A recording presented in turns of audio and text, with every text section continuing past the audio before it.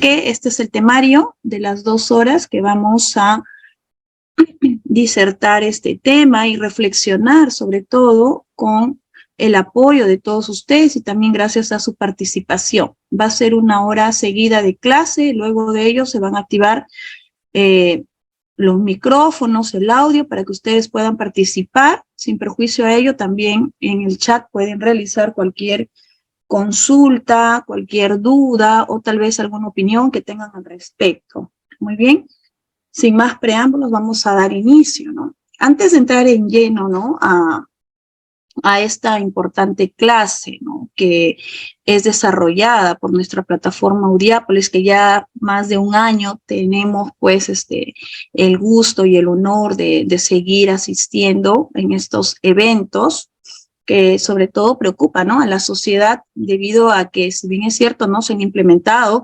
diversos mecanismos para la atención de denuncias de violencia contra la mujer y los integrantes del grupo familiar. Sin embargo, ello no ha tenido la expectativa ni tampoco el impacto que realmente debería ser posible, ¿no? Ya que nosotros debemos entender de que no solamente se trata pues del Estado y las políticas públicas y además también las comisiones que han estado pues a cargo y además también de los órganos públicos, sino también se trata de las personas. Entonces, en cuanto a ello, también tenemos que tener bastante atención porque es un todo para que este programa, para que todo funcione, ¿no?, tiene que haber un todo de ambas partes. Entonces hay que desarrollar también ese ámbito de educación que tenemos las personas y sacarnos esos chips de estereotipos, esos chips de machismo y todo lo que nosotros tenemos ya y que venimos a este mundo con una serie pues de nuestros antepasados y de nuestras familias de orígenes a adecuarnos a estos ambientes. Por eso le digo, ¿no?, ahora vamos a dar algunas pinceladas, unos principales aspectos sobre esta ley 30364, que es la ley para prevenir, sancionar y erradicar la violencia contra la mujer y los integrantes del grupo familiar. Sin lugar a dudas, pues, la familia es un nicho que es considerado actualmente el fundamento de vida en la colectividad y de toda la experiencia del desarrollo de la sociedad. Entonces, ha sido además también simultáneamente el escenario cotidiano, como podemos ver, ¿no?, todos los días, y nosotros también lo podemos experimentar, de desavenencias, de desencuentros, de contradicciones, también de tensiones, y por qué no decirlos, de conflictos.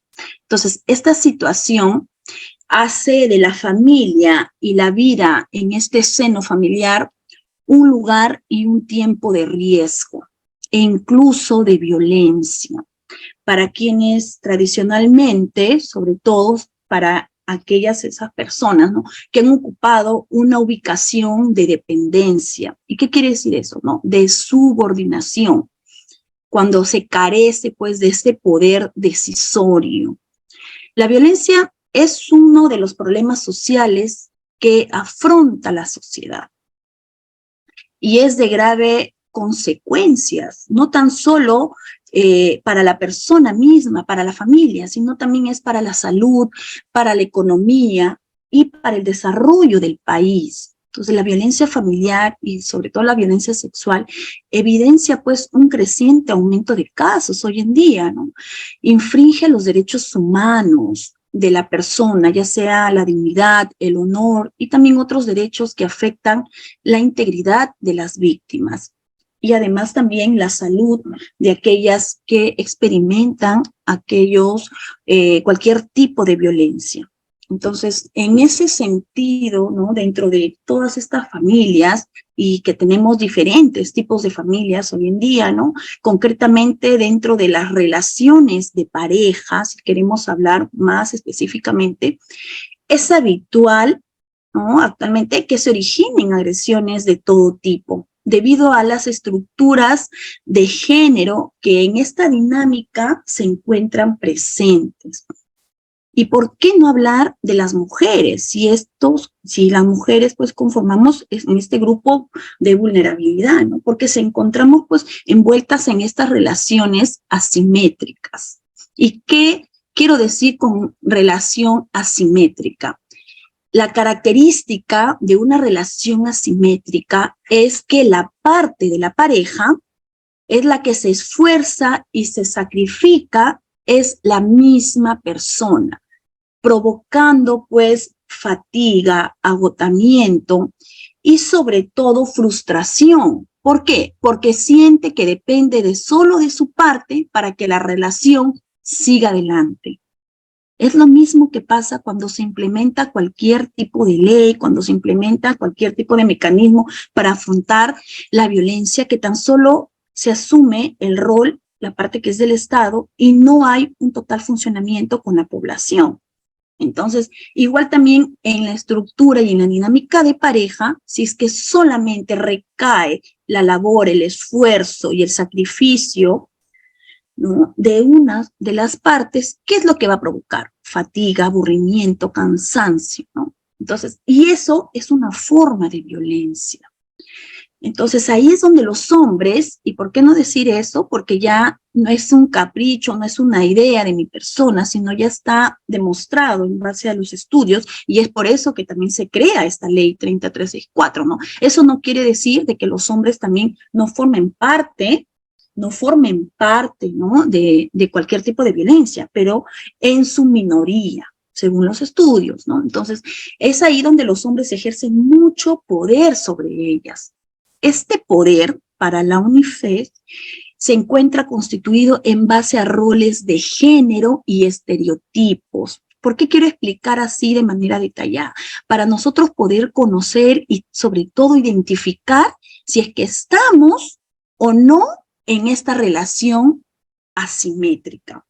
Entonces, en estos roles de género, la sociedad define cómo es que nosotros tenemos que actuar, cómo es que la sociedad quiere que actuemos, que hablemos, que nos vistamos, que nos arreglemos, y sobre todo, cómo es que quiere que nosotros nos comportemos según nuestro sexo asignado al nacer, ¿no? Por ejemplo, se espera que las mujeres y las niñas se vistan de forma femenina y que sean educadas, complacientes y maternales.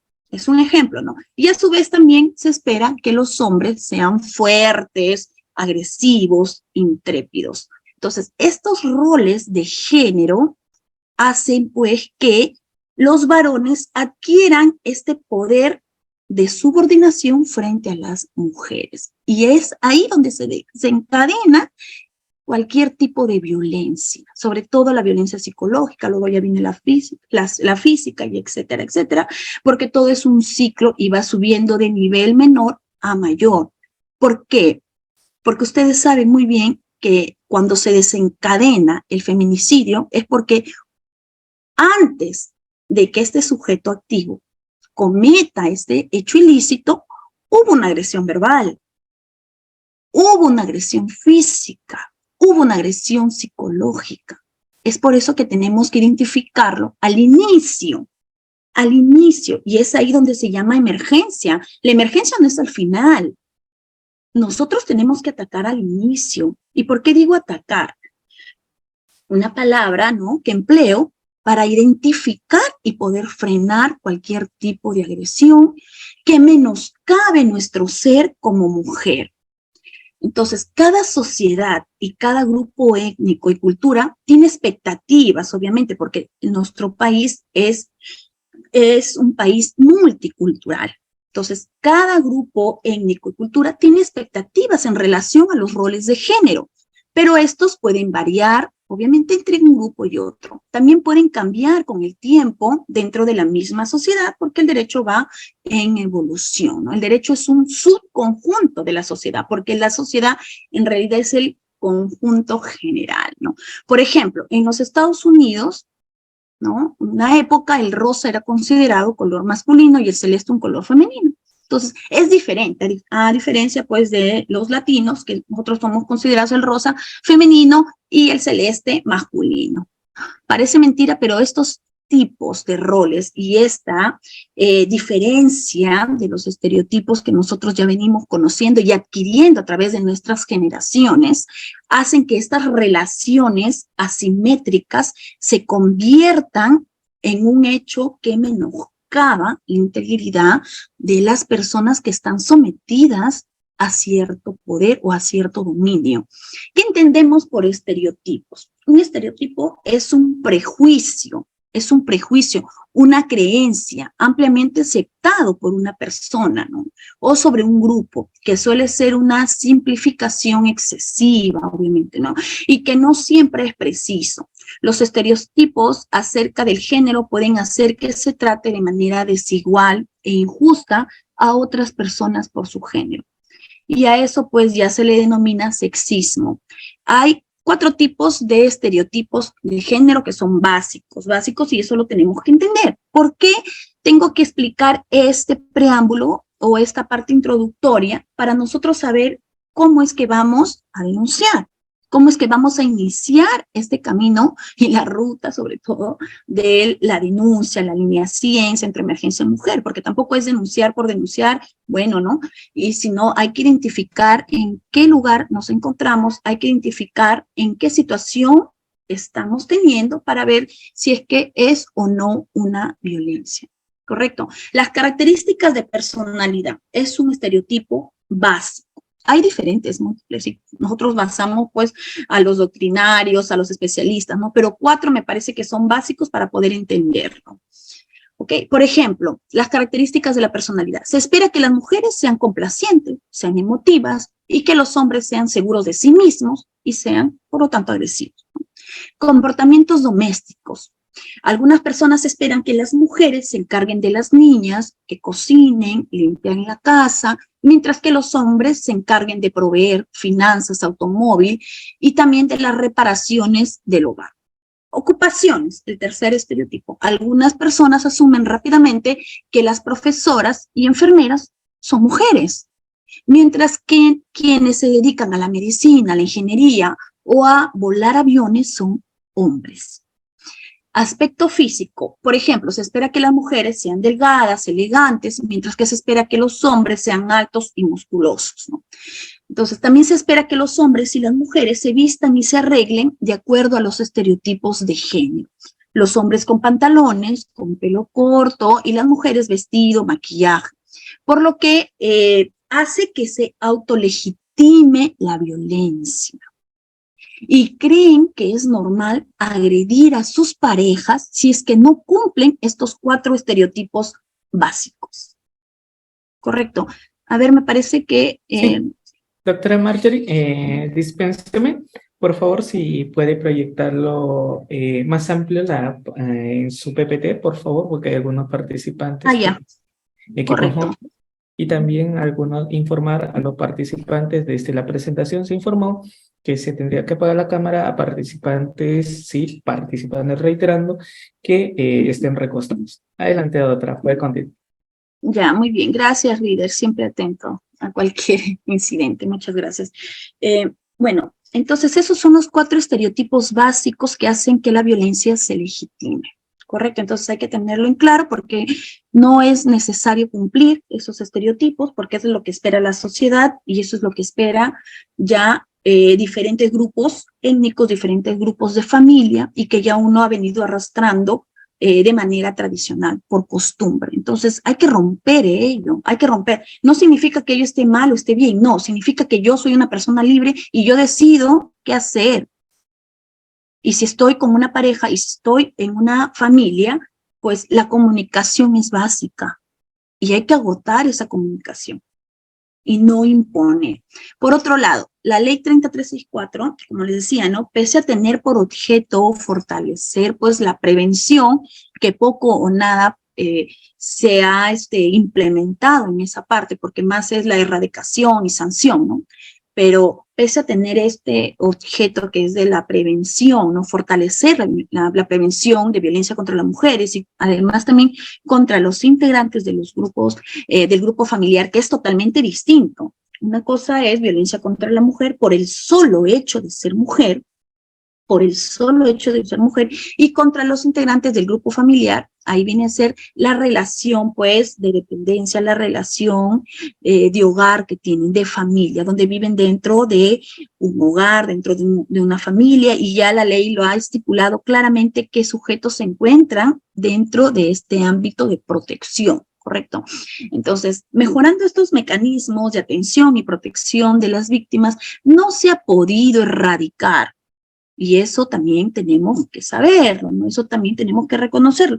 Hay un paso adelante que se ha dado, sí es correcto, hay un paso porque ya tenemos una herramienta rápida, que son las medidas de protección, cuando nosotros denunciamos, correcto. Pero no se ha podido erradicar ni mermar sustancialmente, como se esperaba, los casos de violencia familiar en nuestro país. Por el contrario, nosotros vemos todos los días pues, que se observa que los números de víctimas de violencia familiar siguen incrementándose a causa de su precaria pues, implementación. Además, también debemos de poder añadirlo ahí la desatención de los encargados en la observancia de las medidas dictadas. La violencia familiar pues, es un problema latente en nuestra sociedad y no la debemos permitir ni normalizar en ninguna de sus manifestaciones.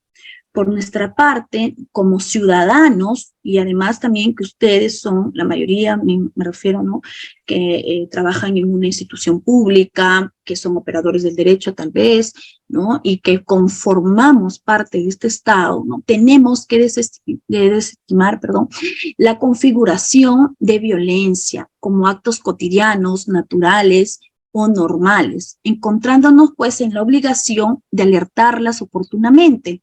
¿Ante quién? Ante las autoridades competentes, denunciar a los supuestos agresores y proteger a las víctimas. Y por parte del Estado, que está haciendo todos sus esfuerzos también para implementar estrategias óptimas de protección, de prevención, que debería incidir un poco más contra la violencia, ¿no?, familiar. ¿Mediante qué? Mediante políticas públicas con enfoque social, enfoque humano, salud mental, no tan solo capacitarnos, pues, de leyes, sino también en habilidades blandas, que eso nos hace mucha falta a todos los operadores jurídicos en general, porque no tan solo encontramos violencia pues en nuestra familia, sino también en las calles, en la sociedad, la convivencia con los vecinos diariamente, además también en nuestro centro laboral. Entonces, estas habilidades blandas van a hacer pues que nosotros podamos comprender los diferentes caracteres que tengamos y tengamos pues la primera opción del diálogo horizontal, de la empatía, que eso nos hace mucha falta, ¿no? Entonces, si bien es cierto, ¿no?, como les decía, el Estado ha implementado estrategias óptimas, ¿no?, que poco a poco se ha ido desarrollando, además también porque la falta de presupuesto es pues un freno, ¿no?, para poder estructurar más ambientes, para poder organizarse, para poder tener mayor coordinación, ¿no? Pero sí o sí tiene que haber pues políticas públicas, como decía, ¿no?, con enfoque social, humano, salud mental, y del mismo modo también pues fomentar mayores accesos y de manera eficiente a la justicia, así también como el fortalecimiento institucional. Cuando hablo mayores accesos, pues me estoy refiriendo a la justicia no ordinaria, sino a la justicia rural, a la justicia comunal, porque ¿qué es lo que sucede en esos lugares donde no existe pues línea 100, donde no existe el internet, donde no existe el centro de emergencia mujer y están totalmente desatendidos? Y eso también forma parte del Estado, eso también forma parte del Perú. Y también tiene que formar parte de la preocupación, porque ¿qué es lo que sucede? No tan solo las leyes van a ser en el ámbito donde se ven pues todas estas coordinaciones interinstitucionales y apoyo que están a la mano, al servicio, ¿no?, de cada uno de nosotros, los ciudadanos, sino también qué sucede en esos lugares recónditos. Entonces, ahí también hay violencia familiar, y creo que en mayor magnitud. Por eso es que muchas veces hoy día que hemos estado en conferencia con el doctor Héctor Lama y también el doctor Jaime de Puno, ¿no?, que ha sido el expresidente de Puno y que está a cargo pues también de la Comisión de Justicia Intercultural, pues nos decía que los jueces en aquellas zonas deberían ir una semana, 15 días a aquellas comunidades indígenas nativas para poder conocer la realidad y así también implementar mecanismos que sean eficientes, necesarios para que el acceso a la justicia de aquellas personas que se encuentran pues en esos lugares y que por diferentes dificultades no pueden acudir al Poder Judicial, se vea la manera de cómo se implementan estas políticas públicas y todos tengamos el acceso a la justicia, que es un derecho fundamental que se encuentra consagrado en nuestra Constitución, además también en los tratados internacionales de derechos humanos, ¿no? Entonces, eso también lo tenemos que implementar. Y eso está un poco, pues, bajo, ¿no? Bajo de la mirada también del Estado, ¿no? Porque todo es, pues, a través de coordinaciones, tal vez que hay un programa acceso a la justicia, ¿no? Pero no está como un derecho o una fuente de derecho de manera obligatoria, ¿no? Donde ya se logre, pues, equipar de manera eficiente para proteger esos bienes jurídicos que se encuentran, pues, en boga, ¿no? Que se encuentran en boga y que se encuentran, pues, vulnerados, ¿no? Por diversas mujeres, ¿no? Estas agresiones, como les decía, deberían ser sancionadas. Sí o sí tienen que ser sancionadas. ¿Con qué propósito? De cesar todas las formas de violencia. Es por ello que la ley 30364 se presenta, pues, mecanismos proporcionados por el Estado para poder dar cara, ¿no? A esta problemática. Estas medidas de protección, a ver, no pasa, a ver, vamos a ver. Ya está, aquí. Estas medidas de protección son medidas otorgadas por un órgano jurisdiccional. ¿Con qué finalidad? De poder cesar la agresión y además también alertar al supuesto agresor que de haber cometido otro delito o que ya está expuesto en mira del Poder Judicial, tiene que ser responsable y asumir las consecuencias de sus actos. De algún modo, pues es un freno, ¿no? Para que no se vuelva a la reincidencia. Y además también separar de todo medio perjudicial a la víctima.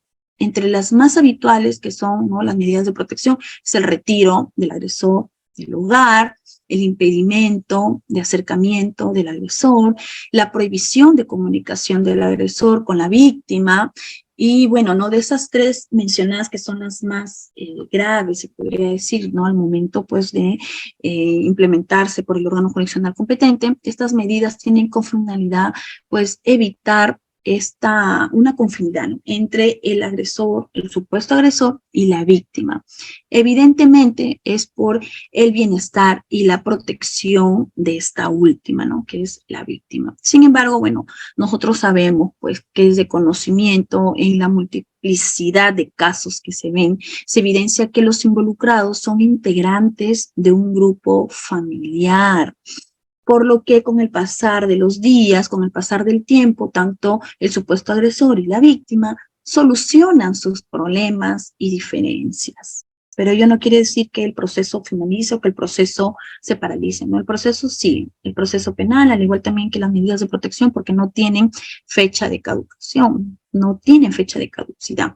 Por lo tanto, pues hay que siempre anoticiar al órgano competente para efectos de que no pueda tener mayores implicancias, porque si ya decidieron tener una vida en común y ya decidieron limar asperezas por ellos mismos, y además también muchas veces es la misma víctima la que solicita, pues, que el supuesto agresor regrese al hogar, entonces se tiene que anoticiar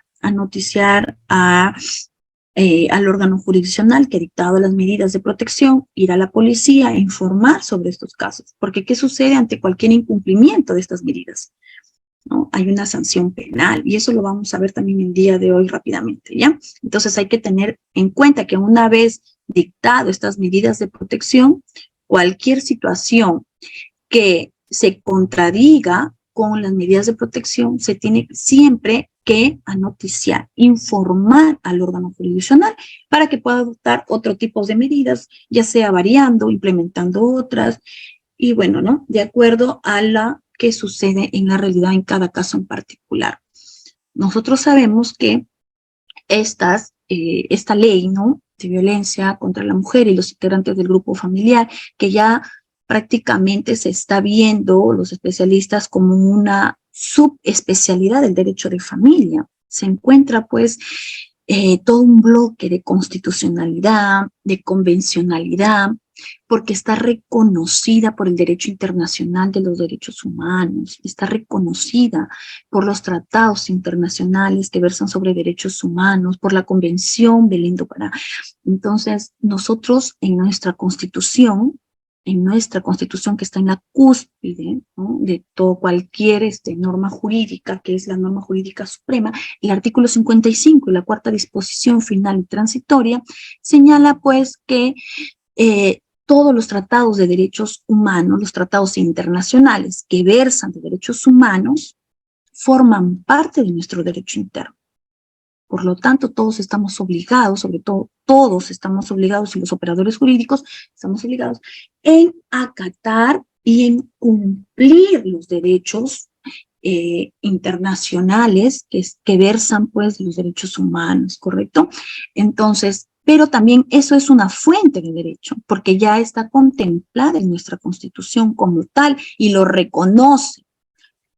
Pero también existe el derecho blando en el campo internacional. ¿A qué llamamos derecho blando o soft law, ¿no?, que así se denomina pues, ¿no?, en el sistema europeo?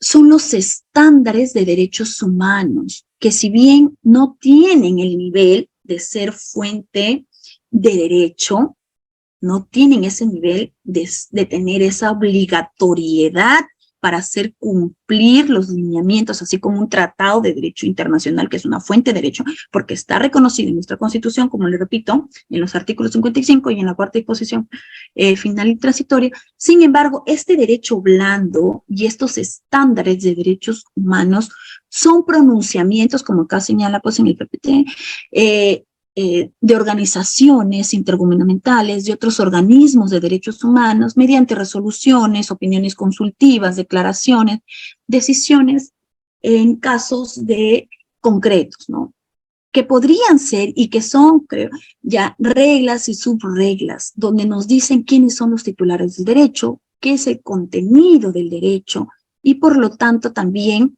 merecen una cierta visión, porque van a enriquecer, pues, nuestro derecho convencional, van a enriquecer nuestro derecho interno, y tenemos que darle una mirada a estos estándares de derechos humanos, darle una mirada. ¿Por qué? Porque puntualiza quiénes son los titulares de estos derechos humanos, quiénes son los responsables de este derecho humano o de derecho internacional humanitario.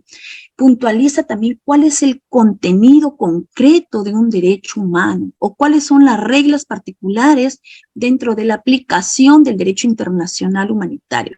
Además, también tienen límites, ¿no?, de los derechos humanos y hasta dónde puede llegar cierta limitación. Es decir, nos amplía el panorama de lo que nosotros ya teníamos basado, ¿no? Que si bien es cierto, no son de obligatorio cumplimiento, pero versan estas reglas y subreglas internacionales y que son importantes para poder enriquecer nuestro conocimiento y además también administrar justicia conforme a derecho.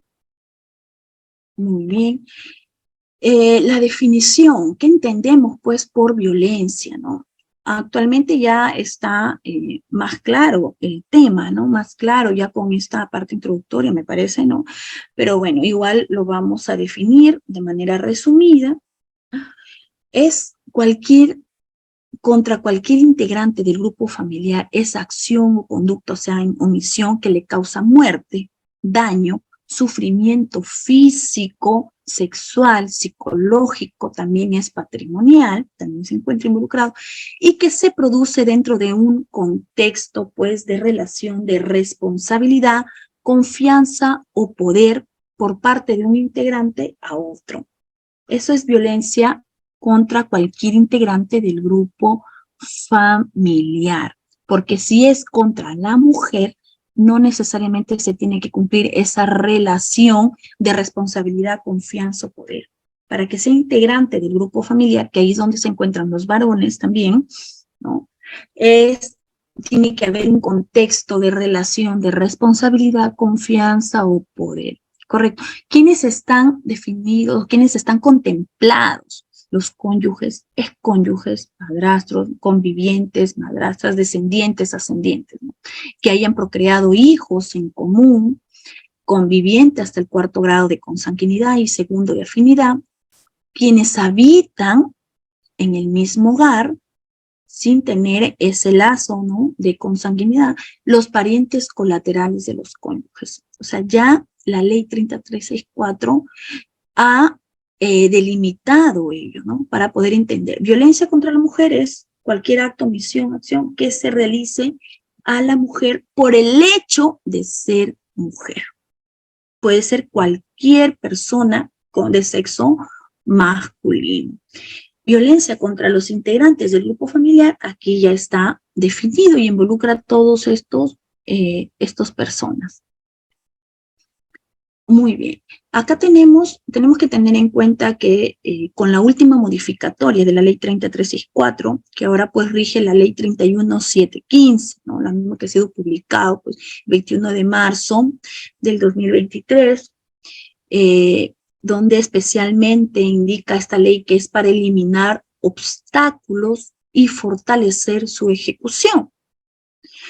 Algunas tratadistas respecto a esto pues indicaban pues que ya como buena práctica se había dado en diversos cortes superiores, ¿no?, sino que ya era para colocarlo de manera obligatoria a nivel nacional. Es por eso que se da esta ley 31.715, que justo en el mes de la mujer pues se modificó esta ley 3364, ¿no?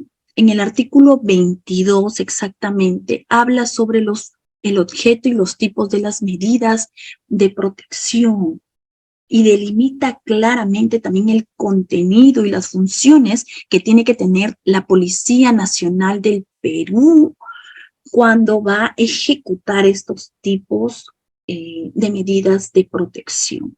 Existen pronunciamientos de diferentes órganos jurisdiccionales que indican que las medidas de protección no solo buscan el cese de la violencia, va mucho más allá. Buscan remediar el conflicto entre los miembros del grupo familiar, pero siempre y cuando éste sea posible. Entonces, no hay que verlo las medidas de protección como algo malo, como algo perjudicial para la familia, para los integrantes del grupo familiar. El órgano jurisdiccional no desea eso, no es el objetivo ello, sino lo que se quiere y el objetivo es de que se remedie estos conflictos del grupo familiar y no se genere mayores consecuencias adversas que podrían pues significar ya cualquier tipo de medida ya no podría valer, ¿no? Si es que ya llega pues a un feminicidio o a otro tipo de violencia que ya el bien jurídico se encuentre pues irreparable. Entonces, reconoce que estas medidas de alejamiento, de retiro del agresor, tienen que estar en concordancia a los hechos suscitados. Y además también el riesgo para la víctima tiene que ser severo y tiene que ser elevado. No puede ser cualquier tipo de riesgo. Por eso al momento de narrar los hechos, al momento de ir pues al centro de emergencia de mujer, a comunicarse con la línea 100 o a ir a la fiscalía, al juzgado, a la PNP, debemos de narrar los hechos concretos, qué ha sucedido, cómo ha sucedido, en qué contexto ha sucedido y además también de ingresar pues a la ficha de valoración de riesgo, que es un instrumento importante para el otorgamiento de las medidas de protección. No es un instrumento, no es una regla, no es una prueba tasada, pero sí es un instrumento importante porque ha sido pues realizado por especialistas en la materia. También se tiene que ir pues a un examen psicológico, también se tiene que ir a todos esos especialistas para que puedan coadyuvar a que el juez emita una medida adecuada, emita una medida idónea frente al hecho suscitado. muchas veces exageramos, muchas veces inventamos, mentimos y hacen que las medidas de protección no cumplan su finalidad. Y a veces también nos contradecimos y de igual forma hacen que las medidas de protección no cumplan su finalidad. Y si bien es cierto, esta ley 31, ¿no? Esta ley 31, 715, si bien es cierto, busca erradicar cualquier, eliminar obstáculos y fortalecer su ejecución. Sin embargo, sin el apoyo de la víctima y sin el apoyo de la persona que realiza, pues, todos estos tipos de intervenciones, no le va a poder dar mayores luces al órgano jurisdiccional para que pueda aplicar las medidas idóneas. Además, también hay que tener en cuenta que juega en contra, pues, el tiempo, porque con esta ley se modifica cualquier tipo de tiempo que para todos son 24 horas, salvo cuando no se puede identificar el riesgo, ¿no? Pero si no, para ya sea el riesgo leve, severo, ¿no? Y moderado es 24 horas, nada más, ¿no? Entonces, en ese tiempo, el juez, pues, lo único que tiene que recabar es toda la información necesaria, y es más, ya en la Corte del Santa se está viendo un pool de todo lo que es violencia contra la mujer, donde está, pues, el órgano jurisdiccional, ¿no? Los juzgados que ven especializados en violencia contra la mujer y los integrantes del grupo familiar, al costado en otro despacho, ¿no? En otro ambiente que se encuentre el CEN, en otro ambiente que se encuentre el equipo multidisciplinario, en otro ambiente también que se encuentre el equipo de medicina legal, psicológica, para no ir en estos correteos, ¿no? Porque a veces está, por ejemplo, la comisaría al juzgado está a media hora. Al Instituto de Medicina Legal está a 1 hora y hasta 30 minutos y hay que hacer cola. Entonces, no, ahí todos que se centren en un mismo ámbito para que puedan, pues, funcionar de manera correcta. Entonces, son buenas prácticas que se está haciendo, se está implementando para efectos de poder coadyuvar y que todo esto sea célere y que no se omita nada, porque si es que falta alguna ficha, si es que falta algún informe psicológico, algún informe social, estamos a la mano, ¿no? Estamos a la mano y ya no hay ningún apuro de oficiar, de indicar, sino simplemente uno puede ir, llamar y verificar, ¿no? Correcto. Muy bien. Entonces, ahí se han dado pasos importantes, tampoco hay que negarlo, ¿no? Se ha dado un pasos importantes, porque de lo que antes, pues, no se denunciaba, no se decía nada y todo nos parecía que estaba bien y que, es más, nosotros tendríamos la culpa como mujeres o como personas agredidas por la conducta del agresor. Ahora ya sabemos de que esto no ha sido así. ¿Correcto? Esto no ha sido así. Entonces, los tipos de violencia acá lo tenemos: violencia física, psicológica, sexual, también está la económica o patrimonial. Además de ello, también debemos entender de que hay otros tipos de violencia, como el acoso judicial, que ya se implementó el acoso judicial, y esas son las herramientas que son utilizadas de manera incorrecta o con la finalidad de perjudicar a la víctima de violencia contra la mujer. Y eso, pues, los utiliza el supuesto agresor para efectos de chantajear, de mermar y de seguir violentando, ¿no? Entonces, eso también se ha considerado como acoso judicial y es un tipo de violencia. Además, también tenemos la violencia estructural, que es cualquier omisión, cualquier conducta irregular que realice el Estado para frenar o para hacer caso omiso, tal vez ser indiferente ante las denuncias que pudieran ser las víctimas y el Estado no responda de manera adecuada. Eso es violencia estructural. Entonces, eso también el sistema interamericano, ¿no?, de derechos humanos ya se ha pronunciado y dando, pues, responsable a diversos países, sobre todo de América Latina, en cuanto a la violencia estructural.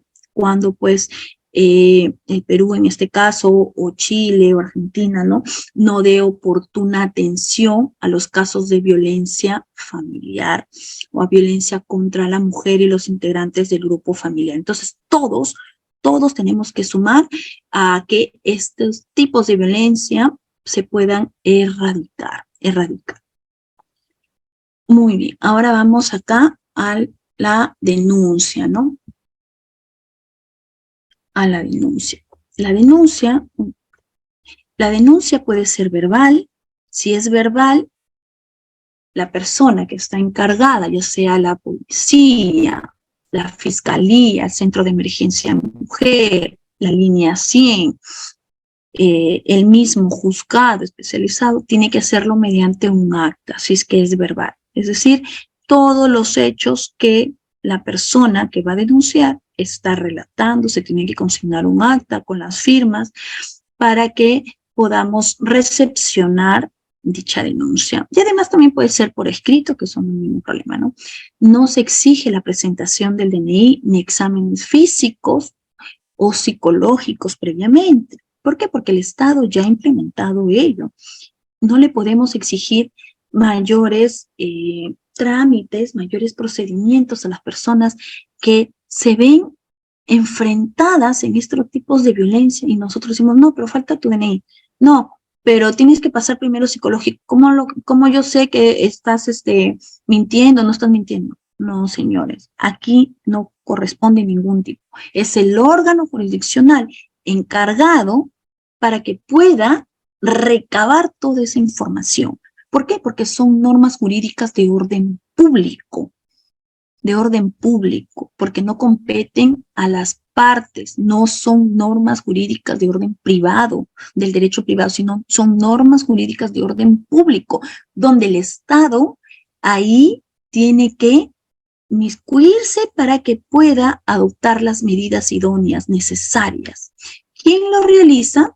Lo puede realizar la persona perjudicada, ¿no? El protagonista de ese evento, cualquier persona, la Defensoría del Pueblo, cualquier organismo también público, eso estamos en la obligación, ¿no? El personal de educación, personal de salud, están en la obligación de poder denunciar cualquier tipo de violencia que ya lo hemos estudiado. No se requiere ninguna firma del abogado, ninguna tasa, ni ninguna otra formalidad. Además, también pueden denunciar los niños, niñas o adolescentes. Muy bien. Acá está un afiche, a ver, para poder entenderlo de la mejor manera, las comisarías de familia. Hay 52 comisarías interconectadas de manera online también en los juzgados de familia para poder agilizar pues las medidas de protección. Fiscalías de familia especializadas en violencia contra la mujer, juzgados especializados de familia, centros de emergencia de la mujer y además también la línea 100 que atienden las 24 horas del día. Las víctimas pueden interponer sus denuncias y solicitar que al amparo de la ley el juez otorgue medidas de protección a su favor. Una vez realizada la denuncia y remitido todos los documentos o todas las fichas de valoración de riesgo, informe psicológico, informe social, el juzgado pues tiene 24 horas para que pueda emitir medida de protección. Y si es que no tiene claro si es que es una violencia o no, pues tiene que notificar para que en una audiencia ahí recién lo pueda determinar. Correcto. Pero ello no quiere decir que una vez que se inicia el acta de denuncia y que se le notifica también a la otra parte puede también adjuntar sus medios probatorios. También tiene ese derecho a la defensa, claro que sí. Sino que como es tan corto el tiempo, muchas veces pues ya se entera cuando son dictadas las medidas de protección, porque a veces ya se tiene con el decreto legislativo 1070 que no es necesario pues las audiencias.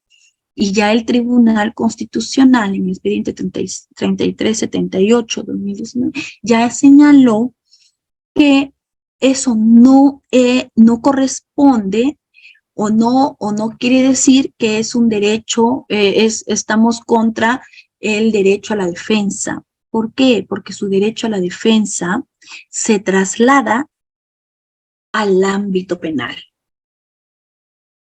Porque aquí, conforme la naturaleza de las medidas de protección y la naturaleza y el objetivo de la ley, no se está diciendo de que el supuesto agresor ya sea responsable de la violencia, no, sino que de acuerdo al riesgo que presenta la víctima se la está protegiendo. Y eso en ponderación de derechos entre el derecho a la defensa, a ser escuchado, a ser oído en audiencia, etcétera, y el derecho a la vida, a la integridad, a la salud, a la dignidad, está por encima. Por lo tanto, ya el Tribunal Constitucional se pronunció que prescindir de las audiencias no es en absoluto una vulneración al derecho de defensa de los denunciados. Entonces, ¿por qué? Porque también tiene el derecho a la doble instancia. No estoy de acuerdo con la medida de protección, es un auto, apelo y va a sala. No estoy de acuerdo, me voy al amparo. O si no, en el ámbito penal, tengo toda la etapa probatoria y todas las 3 etapas claramente diseñadas para poder aportar y poder convencer al juez de que yo no he sido responsable de dicha violencia. Entonces hay que tener bastante cuidado. Pero eso no quiere decir que yo voy a dejar de cumplir lo que las medidas de protección me están dictando. Porque si no cumplo, tengo una consecuencia jurídica ante el incumplimiento que es un agravante. Es un agravante la desobediencia a la autoridad en temas de violencia contra la mujer y violencia contra los integrantes del grupo familiar. Es un agravante porque no estás incumpliendo cualquier resolución, sino estás incumpliendo una medida de protección ordenada por el órgano jurisdiccional competente. Entonces hay que tener bastante cuidado con ello. ¿Cuál es el consejo y la recomendación que diría si es que ustedes tuvieran pues familiares, conocidos o tal vez usuarios, clientes, cumplan las medidas de protección? Claro, puedes interponer apelación, ir al amparo, todas las herramientas que están, ¿no? A la libertad de cualquier persona, ¿no? Por el derecho a la justicia, el acceso a la justicia no se le puede restringir. Claro que sí, doble instancia tampoco. Pero mientras que no se haya revocado, no se haya anulado las medidas de protección, cumple. Esa es la única forma para que dentro de un tiempo, porque hay con esta ley, como les decía, ¿no? 31715, la policía tiene que hacer un seguimiento exclusivo a estas medidas de protección e informar al órgano jurisdiccional cómo es que se están cumpliendo. Si es que se están cumpliendo o no se están cumpliendo. Tiene que informar. El equipo multidisciplinario tiene que decir si es que el supuesto agresor está yendo a sus charlas o no está yendo a su terapia psicológica.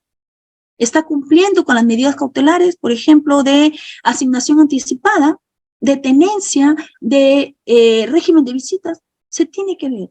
Entonces, y ahí se evalúa nuevamente el riesgo a la supuesta víctima y mediante una audiencia puede ser de que se deje sin efecto esas medidas de protección. Pero si no lo cumple, ¿cómo es que el juez va a definir que realmente la víctima que ha denunciado un hecho de violencia no siga estando en riesgo? Y es más, este riesgo de repente ha aumentado porque es un riesgo severo. Entonces hay que tener en cuenta bastante ello para efectos de poder plantear estrategias de defensa correctas, idóneas. Muy bien. A ver, ya son las 9:25. A ver si tienen algunas preguntas, si no seguimos. A ver, hacemos 3 preguntitas. Reader, por favor, para seguir porque estamos... Sí, doctora. Estimados participantes, ya saben la modalidad, debidamente sentados y activando su cámara. El participante que no cumpla con ello no se da pase al audio. Doctora Rosemary, una pregunta se precisa, por favor. Gracias. Buenas noches con todos, doctora. Muchas gracias por tan excelente ponencia. doctora, si usted bien, es cierto, ¿no? Dice que tenemos todas las herramientas para apelar, pero está lo tedioso que es el Poder Judicial y tarda tanto tiempo. Ahora, la pregunta es, en el caso del denunciado, el denunciado por violencia ha pasado una evaluación psicológica, pasa una evaluación psicológica y lo favorece porque en realidad no ejerció violencia, ni antes, ni durante, ni después de la convivencia. Al contrario, ha sido abruptamente alejado de su pequeño hijo, al colmo de no poder ver a su hijo ya 9 meses. Ahora, las comisarías en algunos casos también traspapelan este informe que es favorable al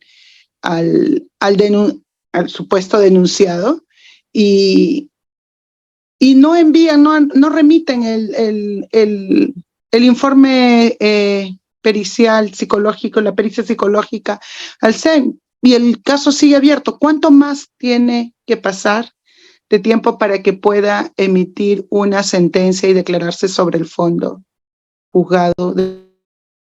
Estimado participante, reiterando las preguntas particulares, evitar. Nuestra docente es magistrada, pero sí, como dice Jennifer, preguntas precisas, por favor, les agradecería su gentil comprensión. Doctora Marjorie, quedamos a su disposición, si puede preguntar o responder a esa pregunta, o si no, damos pase a la siguiente. Muy bien, sí, es más que todo responder, es una apreciación particular que cada uno tiene, ¿no? Porque lamentablemente el sistema, pues, judicial y además también los órganos que están a cargo de recabar todo ese sistema, ¿no? De la ley 30364, hay deficiencias y eso no se trata solamente, pues, de las instituciones jurídicas que están implementadas, sino también de personas. Entonces, siempre nosotros cuando pasamos alguna pericia psicológica, alguna pericia medicina legal, etcétera, siempre tenemos que tener un cargo. No podemos irnos y pasar el informe psicológico y esperar a que la policía remita, sino también uno también puede ejercer su derecho de defensa y presentarle esos informes que son favorables. Entonces hay que tener también diligencia en nosotros mismos y actuar de esa manera, porque ya las deficiencias y todo el tema, ¿no?, de la implementación de la ley y el retardo de la justicia ya son temas que siempre se va a ver. Y eso es un tema que lo podemos ahondar en otra ponencia, porque ahí podemos tener, pues, más el tiempo, sobre todo para desarrollar una filosofía, ¿no?, de todo lo que ha pasado, ¿no?, de todo lo que nos pasa, la carga procesal, las influencias, las situaciones mediáticas, etcétera, etcétera, ¿no? Entonces son causas y consecuencias y el impacto, ¿no?, de todo lo que ve el sistema de justicia. Pero nosotros, pues, como les digo, ¿no?, las medidas de protección están dadas, las herramientas están dadas. Claro que favorece pro víctima, porque con ese objetivo se está dando, porque las víctimas están dentro de este grupo de personas vulnerables, pero también hay un porcentaje, pues, que no se está dando acorde a los objetivos. Y ese porcentaje que es mínimo, también se tiene que erradicar con el apoyo de todos nosotros, ¿correcto? Muy bien, muchas gracias. A ver si siguen con las preguntas. Perfecto, doctora, muchísimas gracias. Doctora, si puede verificar su WhatsApp, por favor, le agradecería. Estimado Nazario, mientras la doctora está verificando su WhatsApp, estimado Nazario, una pregunta, por favor, referente al tema. Gracias. Ya. Doctora, buenas noches. Adelante. Buenas noches. Adelante. Doctora, buenas noches. Sí, lo logramos escuchar, doctor. Adelante, por favor. Allá. Listo, mi pregunta es precisa, doctora. En el caso que en las agresiones en las agresiones entre dos personas que son convivientes, pero estas dos personas son adolescentes, uno de 14 y el otro de 15 años, ¿aplica todavía esta ley para poder de repente procesarlos si los dos son adolescentes? A ver, estimado, muchas gracias por tu pregunta. Esa es una pregunta que ya en algunos eventos también me lo dicen. Claro que no, son adolescentes y los adolescentes pues tienen una ley especial de menores infractores. Entonces, en esa ley que es específica para ver temas de adolescentes, sobre todo, y ahí se desarrolla las medidas socioeducativas, las medidas de protección, etcétera, ¿no? Para entre 14 y 16 y 16 a 18 tiene otras medidas socioeducativas. Entonces, eso lo ve los juzgados de familia. Los juzgados de familia, no en violencia contra la mujer integrantes del grupo familiar, sino los juzgados especializados de familia para las personas infractores, los adolescentes infractores sobre todo, ¿no? En específico. Y tiene un procedimiento distinto, ¿no? Perfecto, doctora. Muchísimas gracias, estimado Luis Alberto. Sí, ¿nos escuchas? Puedes activar tu audio, una pregunta y continuamos con la exposición. Doctora, buenas noches. Gusto en saludarla, felicitaciones, muy didáctica la ponencia. Mi pregunta es puntual. En una pareja, unión de hecho, se han separado, el papá llega a ver al hijo a la casa, le toca la puerta a la mamá, y los padres de la cónyuge no les permiten ver al bebé, el bebé está allí dentro llorando. ¿Qué se puede hacer ahí? Ya, si están separados y tiene régimen y no tiene régimen de visitas, pues tiene que solicitar su régimen de visitas. Y ante un incumplimiento de régimen de visitas, si no lo dejan ver al niño, pues tiene que noticiar, informar a la policía para que luego pueda, ese es un requisito o esa es una causal para que se le quite la tenencia a la madre y ya no sea tenencia exclusiva, sino tenencia compartida. Entonces, una de las causales es no dejar ver, ¿no?, al niño, a su padre, de manera injustificada. Y eso también constituye violencia que también lo podría denunciar, pues, ante la comisaría competente, Centro de Emergencia Mujer, etcétera, pero no es violencia contra la mujer, sino es violencia contra los integrantes del grupo familiar. ¿Correcto? Eso es lo que podría ser. Perfecto, doctora Marjorie, puede continuar con su exposición. Gracias. Muy bien, muchas gracias, líder, y gracias a todos también, ustedes, que han participado. Seguimos. Atención a las víctimas. Aquí tenemos, pues, diferentes instituciones, ¿no?, públicas donde dan atención a estas víctimas, ¿no? Una de ellas es el Centro de Emergencia de la Mujer, que se encuentra, pues, ¿no?, dentro del Ministerio de la Mujer y las Poblaciones Vulnerables. Brinda atención integral y multidisciplinaria. ¿Qué quiere decir ello? No tan solo, pues, ayuda con la elaboración de la ficha de valoración de riesgo, sino también, pues, dan terapias psicológicas, es todo un tema integral, psicológica, médica y social. Por eso se le denomina multidisciplinario. Y además también dan asistencia legal. ¿Para qué? Para aquellas víctimas que no conocen sobre las medidas de protección, su ejecución, o no conocen cuál es el proceso en este ámbito familiar, que es de medidas de protección, y en el ámbito penal, que es de responsabilidad penal, ¿no? Entonces, con eso es que el Centro de Emergencia Mujer, a través de sus abogados, a través de sus psicólogos y de sus asistentes sociales, brindan esta atención integral. Además, también las terapias psicológicas para que las personas que se encuentran, pues, dentro de esta violencia familiar puedan, pues, recibir este apoyo, ¿correcto? El Instituto de Medicina Legal y Ciencias Forenses del Ministerio Público, ¿qué es lo que realiza? Evaluación y la calificación del daño físico o psíquico generado por la violencia. Está dentro del Ministerio Público, es un órgano especializado para poder evaluar y además también califica, ¿no?, en qué medida y en qué nivel se encuentra el daño psíquico, desarrollando, pues, características puntuales de la conducta, cómo es que lo visualiza a través, les otorgan, pues, unos test, ¿no? Unos test de evaluación de la conducta, de la personalidad, y de acuerdo a ello van a dar su diagnóstico, si es que se encuentran en un nivel medio, moderado, y qué es lo que les sucede. Tal vez ansiedad, tienen, pues, rasgos de diferentes tipos, ¿no?, de conductas, ¿no?, de enfermedades también mentales, que también podría ir por ahí, ¿no? Entonces ahí van a identificar cómo es que se encuentra de manera física la víctima y además también de manera psicológica, aplicando los test.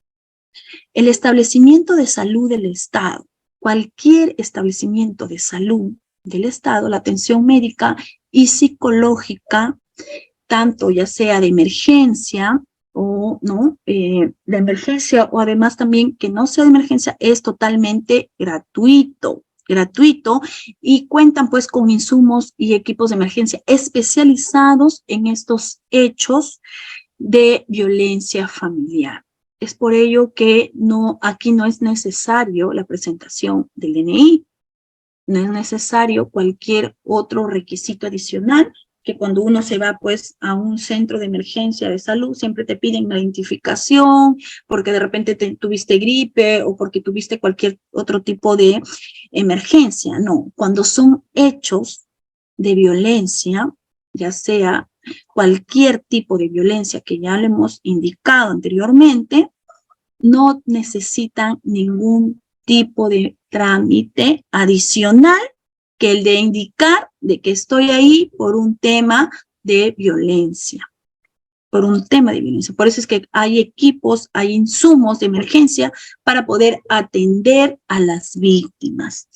El Programa Nacional para la Prevención y Erradicación de la Violencia, que es el programa Aurora, cuenta con todo ello y que está implementado también en nuestro estado.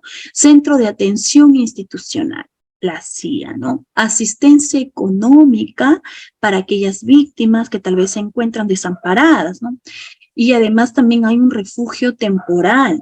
Claro que tienen que pasar una serie de procedimientos, ¿no? Contar con ciertos requisitos, evaluaciones, etcétera, ¿no? Porque es un refugio temporal para aquellas víctimas que se encuentran totalmente en desamparo, ¿no?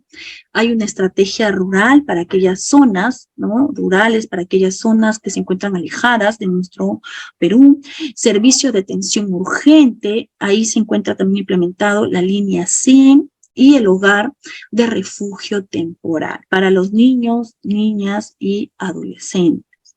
¿Correcto? Entonces, estas son las atenciones que nos brinda el Estado peruano, que poco a poco también se ha ido implementando, desarrollando, porque ustedes saben, pues nosotros que carecemos de presupuesto y además también tantos han sido la población de este número que ya se ha acicalado todo ello, ¿no? Y muchas veces no se encontraba refugio, no se encontraba en dónde atender, porque en el equipo multidisciplinario, por ejemplo, en cada órgano jurisdiccional, pues había un médico, un asistente social y un psicólogo para atender a cuántas víctimas. No se dan abasto. Entonces, eso también es un punto débil, ¿no? Es un punto débil que cuenta, pues, nuestra ley 3034. Bueno, estamos en el camino, hemos dado un paso adelante, estamos en implementación, estamos capacitando, pero como les repito, no solamente son instituciones jurídicas, no solamente son instituciones del Estado, instituciones públicas, y además también las políticas públicas que debe implementar el Estado, porque está haciendo su esfuerzo, sino también tiene que nacer de nosotros, pues. Porque dentro de todas aquellas instituciones que se encuentran aquí son personas que nos atienden y esas personas tienen que estar capacitados en temas especializados en violencia, tienen que estar actualizados con todas las leyes, con todos los artículos y además también, como les decía, con las habilidades blandas para poder tener empatía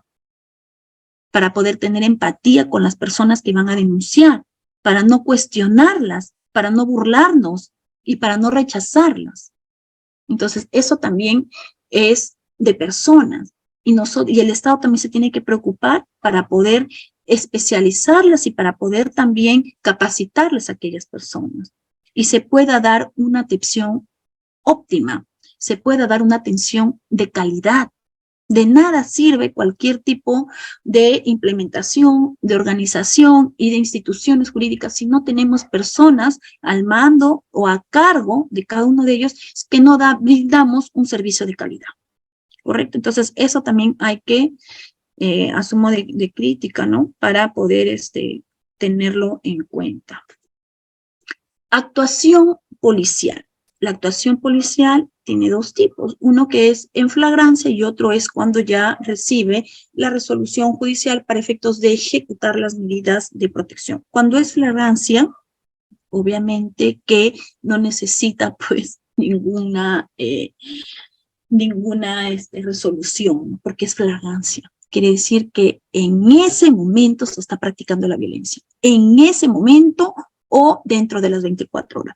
En caso de flagrancia, delito vinculado a actos de violencia contra la mujer y los integrantes del grupo familiar, la Policía Nacional del Perú procede a la inmediata detención del supuesto agresor, incluso allanando su domicilio o el lugar donde estén ocurriendo los hechos.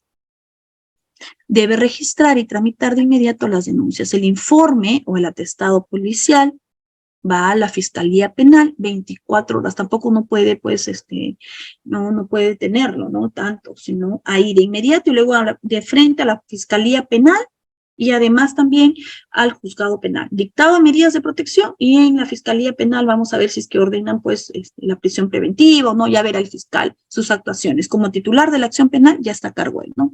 Y además también el juzgado de familia, tiene 24 horas para realizar. Una vez que se dicte la medida de protección, ya verán si es que lo sueltan, correcto. Pero ahí, en caso de flagrancia, la Policía Nacional de Perú de inmediato tiene que estar a su detención, ¿no? De manera inmediata procede. Acá hay unos datos, por ejemplo, ¿no? Del Centro de Emergencia de Mujer, cuántos casos han sido atendidas a víctimas de violencia, 11.657 en el año 2023, imagínense, hasta la fecha, ¿no? Casos atendidos en el CEN, según los departamentos, según los años, acá lo tenemos, ¿no? En este afiche, que la fuente es el Programa Nacional de Prevención y Erradicación de la Violencia, que es el programa Aurora, ¿no? Que es de enero del año 2023. Casos atendidos en el CEN, según el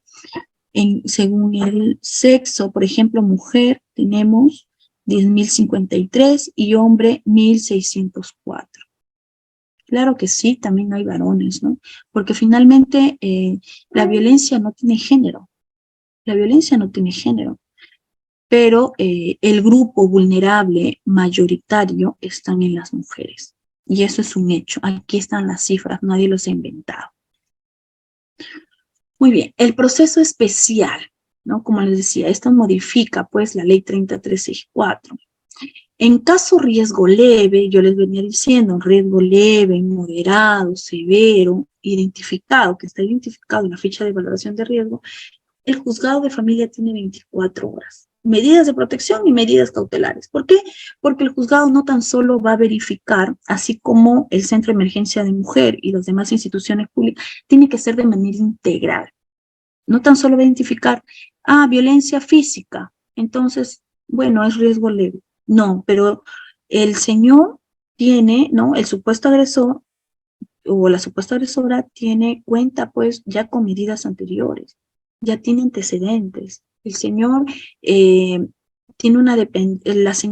víctima tiene dependencia emocional, tiene dependencia económica, tiene niños, tiene tal vez adultos mayores en casa, etcétera, ¿no?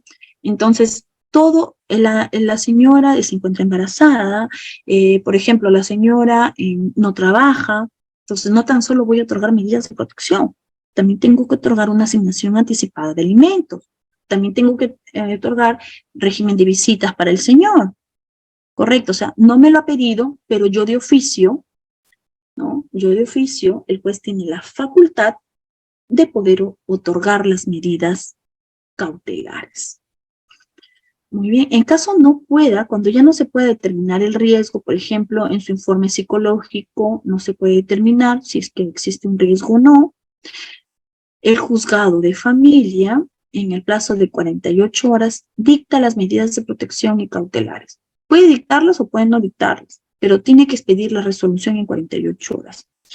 Esta comunicación tiene que comunicarlas a las entidades encargadas, ¿no? De manera inmediata su cumplimiento.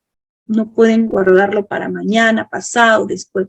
La ejecución es de inmediatez, ¿correcto? Se debe de ejecutar de manera inmediata. cualquiera fuera el riesgo. Ah, no, el riesgo es leve, voy a esperar el lunes, porque como hoy día es el día del juez, todos están ocupados. El riesgo es moderado, entonces como hoy día es año nuevo, voy a esperar a que pasen las fiestas. Ya puede ser demasiado tarde. La violencia puede incrementar, puede haber hasta un hecho ilícito, puede haber hasta una muerte. No podemos esperar. Las medidas de protección se ejecutan de manera inmediata, ¿correcto? Cualquiera fuera el riesgo.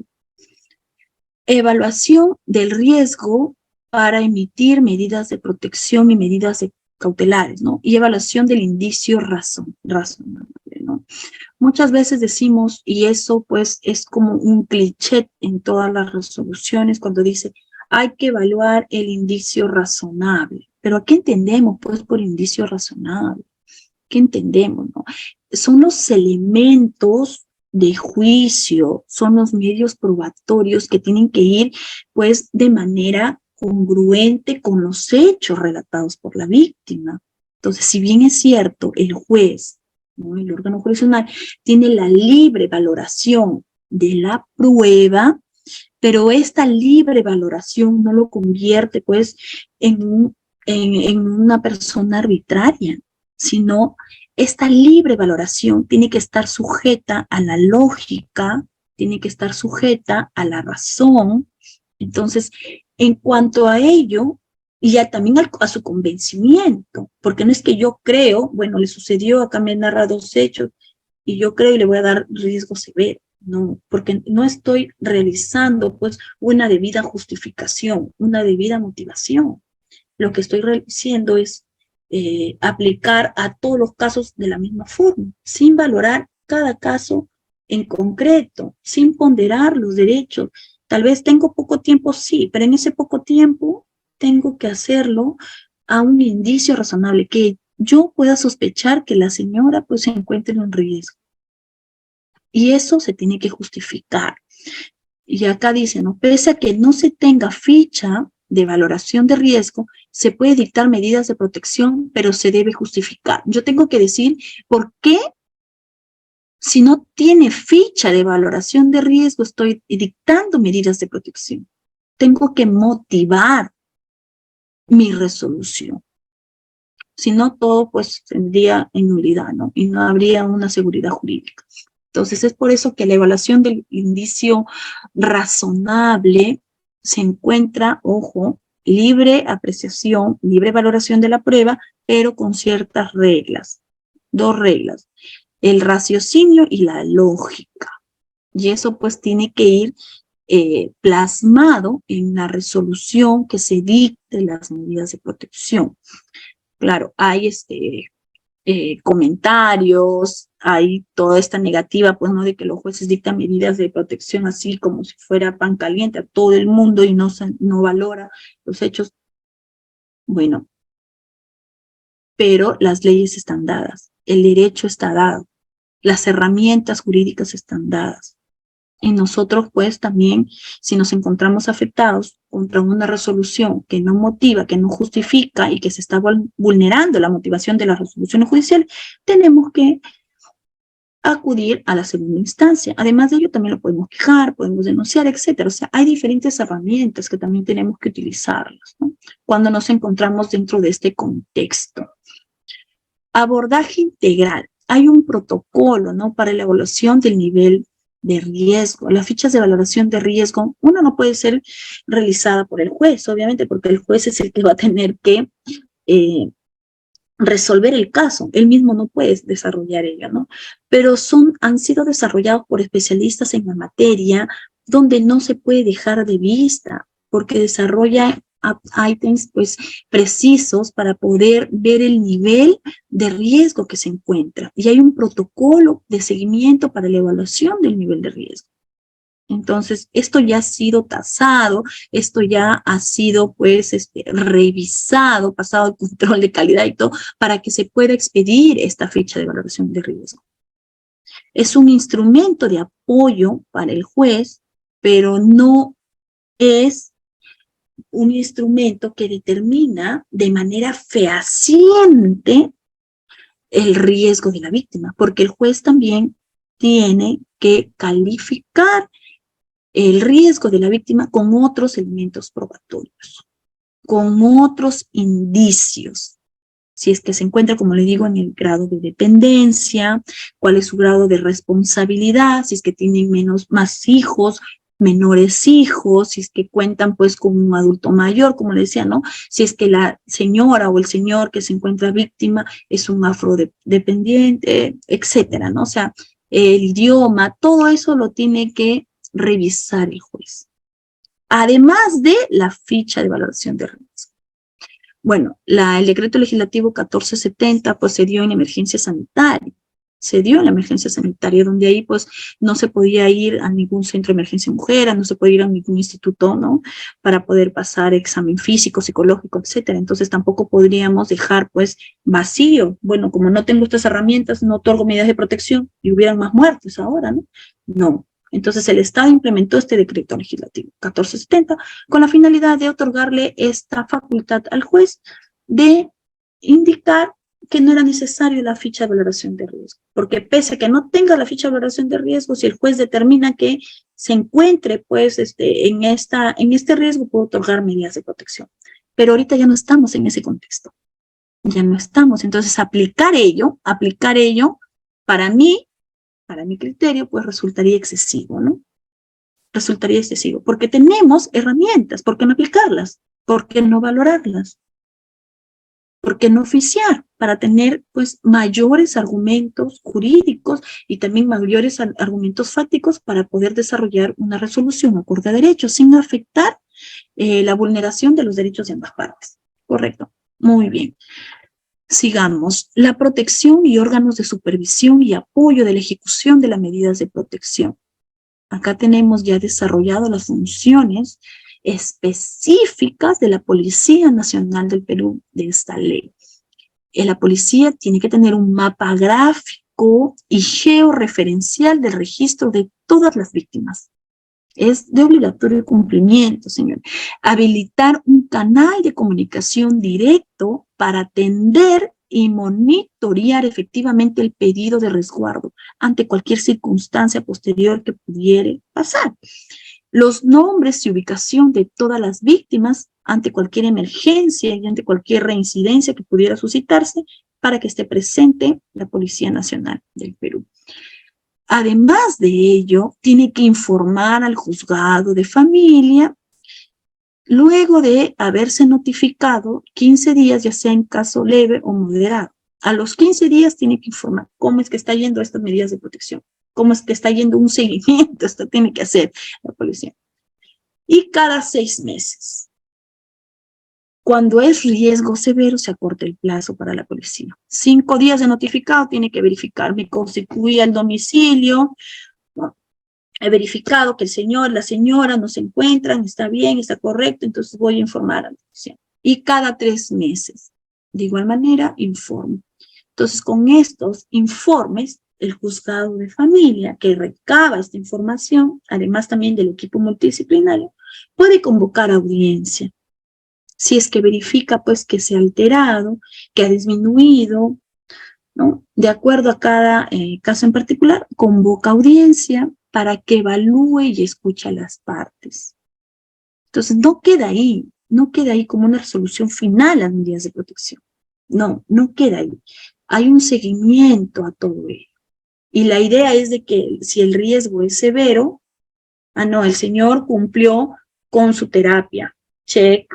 El señor ya no agrede a la señora verbalmente ni nada, simplemente cumple con su régimen de visitas y saca a los niños a pasear y regresa en el horario indicado y cumple con su asignación anticipada de alimentos que es de 1,000 soles. Check. El señor y la señora también van a la terapia y van en unidad familiar y etcétera y tiene esto, check. Entonces ya no coloco riesgo seguro, sino ya riesgo moderado. Y voy modificando de acuerdo a las circunstancias del hecho y sobre todo verificando el cumplimiento de las medidas de protección y las medidas cautelares. Entonces, ¿cuál es el camino correcto para que se deje sin efecto estas medidas de protección o medidas cautelares? Es que se cumplan. No hay otro camino. No hay otro camino. Si nosotros incumplimos, pues tenemos no solamente el tema de que las medidas de protección van a ser mayores. Si es que ya estoy en riesgo leve, va a subir de nivel, riesgo moderado y riesgo severo, sino también voy a tener que enfrentar como denunciado, como supuesto agresor, un hecho ilícito adicional al que ya se sigue por esta responsabilidad penal de violencia contra la mujer. ¿Y cuál es este hecho ilícito? De desobediencia a la autoridad. Y para ello hay pena efectiva. Entonces, por eso tenemos que tener en claro que debemos de cumplir estas medidas de protección. Independientemente de que yo ya peleé, yo ya verifiqué, y bueno, pues se encuentran en apelación y todavía no sube a la sala y todavía está pendiente de la audiencia, pero yo ya voy cumpliendo. Yo ya voy cumpliendo, porque se tiene que pronunciar el superior. Y también para ello también hay un camino corto, Entonces eso de que si demora o no demora, nosotros también, eso ya es trabajo de los abogados de poder agilizar todo ese trámite. Pero como denunciado, yo tengo que cumplir, porque ya las medidas cautelares y las medidas de protección ya están dadas. Y el único ente, que es el órgano jurisdiccional, es la única persona que puede dejar sin efecto las medidas de protección. La única persona. Porque solamente evalúa riesgo, no evalúa responsabilidad. Evalúa riesgo. Entonces a esta persona yo le tengo que convencer que no soy el supuesto agresor, o que si he sido, me estoy pues corrigiendo, estoy adecuando y estoy cumpliendo estas medidas. Y entendido finalmente que lo que se busca es la unidad familiar. Muy bien. Aquí veamos qué pasa con el incumplimiento, que aunque ya les he adelantado un poco, ¿no? Se modificó el Código Penal. 368, el Código Penal, se modificó, porque sí sabíamos que el incumplimiento, la desobediencia, ¿no? Y el desacato a la autoridad, pues, era, pues, un hecho ilícito, ¿no? Constituye delito, pero se modificó para poder incluir a los hechos específicos que configuran violencia contra las mujeres o contra integrantes del grupo familiar, que es un agravante. Yo puedo incumplir cualquier resolución, está en la línea general, ¿no? Pero cuando incumplo medida de protección dictada en un proceso originado por hechos que configuran violencia contra las mujeres, la pena incrementa, porque es un agravante, no menor de 5 ni mayor de 8. Entonces ya es una pena efectiva. ¿Qué tomamos pues como desobediencia? Rebeldía, oposición abierta, hostil, maliciosa, ¿no? Entonces, no estoy de acuerdo con el órgano jurisdiccional, apelo. No incumplo las medidas. Y esa es una buena estrategia. Si incumplo las medidas, tengo otra sanción. Por un lado, voy a estar investigado y voy a seguir mi proceso penal de delito, ¿no? De violencia contra la mujer, y además también por incumplimiento de las medidas de protección y desacato a la autoridad. Imagínense, voy a tener 2 procesos penales. ¿Me va a convenir o no me va a convenir? No nos va a convenir. Y eso va para todas las personas, hombre, mujer, cualquier integrante que se encuentre pues inmerso dentro de este proceso. Muy bien, acá sigamos. El protocolo para la actuación conjunta entre los centros de emergencia, ¿no? De mujeres, los establecimientos de salud, para la atención de las personas, ¿no? Que son víctimas de violencia y también que son afectadas por violencia sexual, ¿no? Acá está el decreto supremo, el 08/2019, donde se habla de los establecimientos de salud y los centros de emergencia de mujer.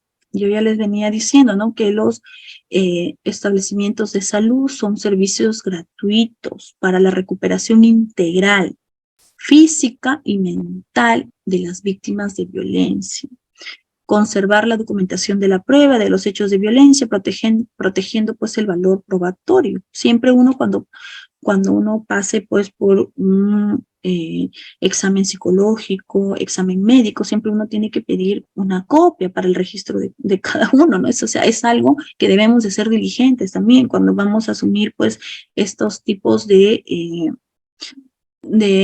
conflictos, ¿no? De conflictos jurídicos. Denunciar en caso de violencia contra la mujer o los integrantes del grupo familiar, pues todos los establecimientos de salud que llegaran a conocer de cerca, pues, y tengan cualquier indicio o cualquier sospecha, tienen que denunciar, están obligados bajo responsabilidad, ¿no? Para la atención no es obligatorio tener DNI, eso ya se ha indicado. Los centros de emergencia de la mujer brindan, pues, gratuitamente atención integral.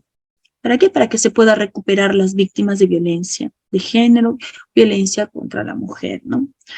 En la evaluación inicial analiza los hechos de violencia para poder diseñar las estrategias. Tiene que verificar todos los hechos de violencia. Entonces, va a identificar que no tan solo es física, por ejemplo, también es sexual, es patrimonial, también puede haber una violencia psicológica. ¿A través de qué? Entrevistas, orientación y la ficha de valoración de riesgo. Busca también contribuir al acceso a la justicia.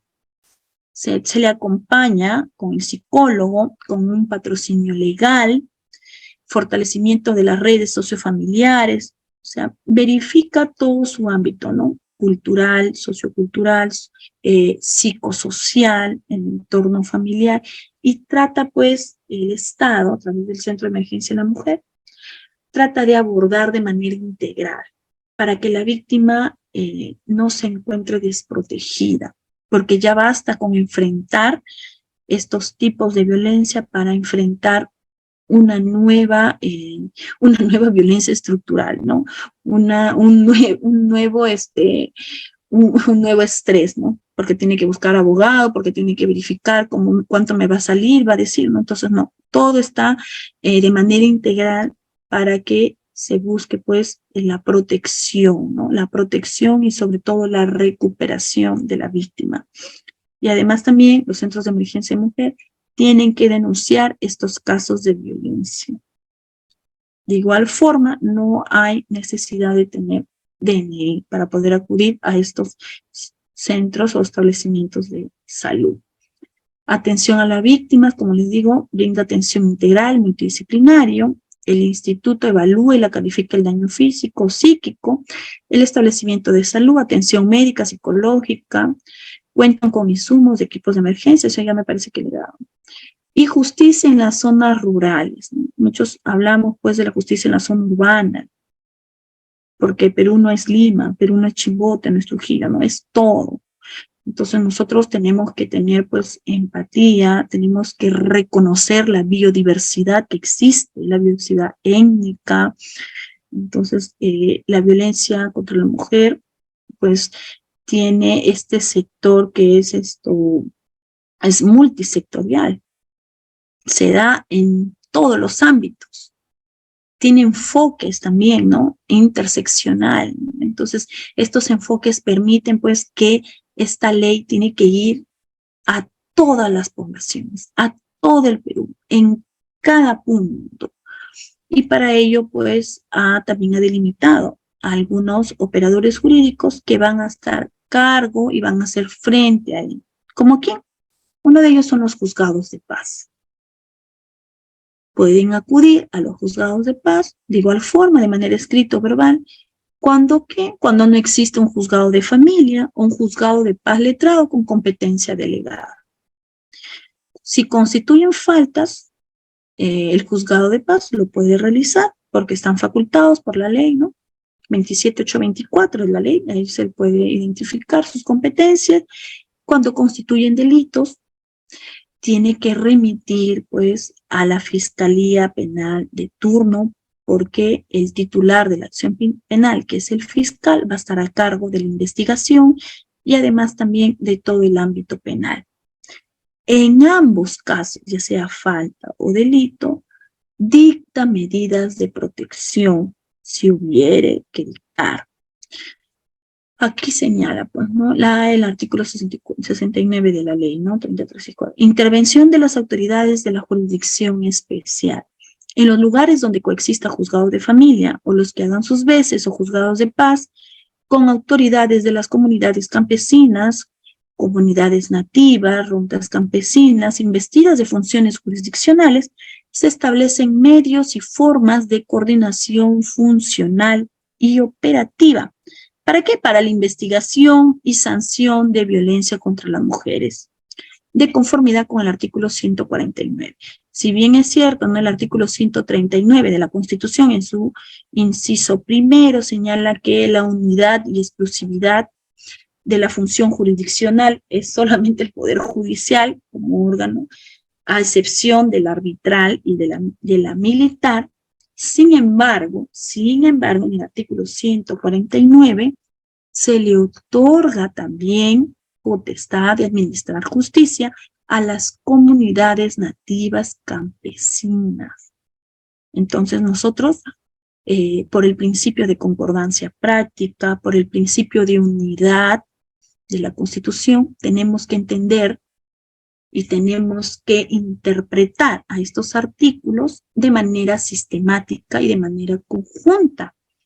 Entonces, por un lado dice que la administración de justicia corresponde al Poder Judicial como función jurisdiccional, a excepción del arbitral y la militar, que quiere decir que hay tres, ¿no? Poder Judicial, arbitral y militar. Pero también en el artículo 149 le da esa potestad a las comunidades nativas indígenas. Entonces, interpretamos que no tan solo es Poder Judicial, no tan solo es arbitral ni militar, sino también se extiende un poco más a las comunidades campesinas y nativas.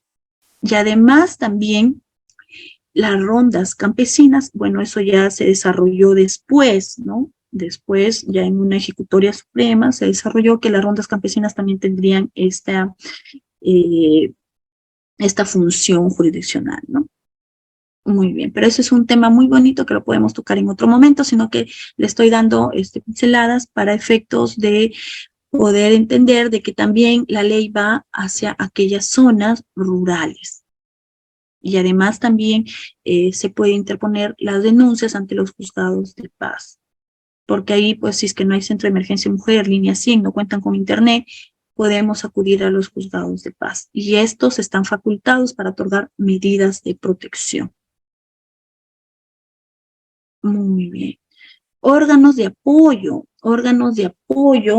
al sistema de justicia. Ya sabemos, ¿no?, cuáles son nuestros órganos de apoyo. El CEN, Instituto de Medicina Legal y Ciencias Forenses del Ministerio Público, establecimientos de salud del Estado, todos los establecimientos, unidad de investigación tutelar, donde recibe, pues, denuncias por presunto abandono de niños, niñas y adolescentes. También se inicia, pues, ¿no?, aquí en esta unidad de investigación tutelar, ya una vez que sigue un procedimiento también especial. Ese es un tema muy bonito, la unidad de investigación tutelar, porque es un trámite además también de administrativo. También cuando ya finaliza, tiene que ir al Poder Judicial para que se le declare, pues, al niño, a la niña, al adolescente en abandono. Y cuando ya son declarados en abandono, pueden ser, pues, pasibles a ser adoptados, ¿no?, siguiendo el procedimiento y el trámite correspondiente, ¿no?, a nivel administrativo.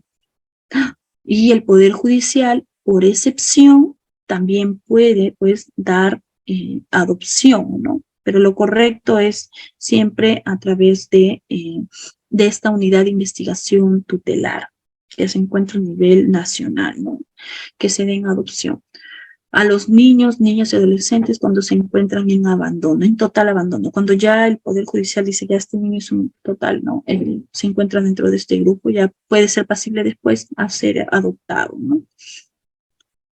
Asistencia jurídica y defensa pública.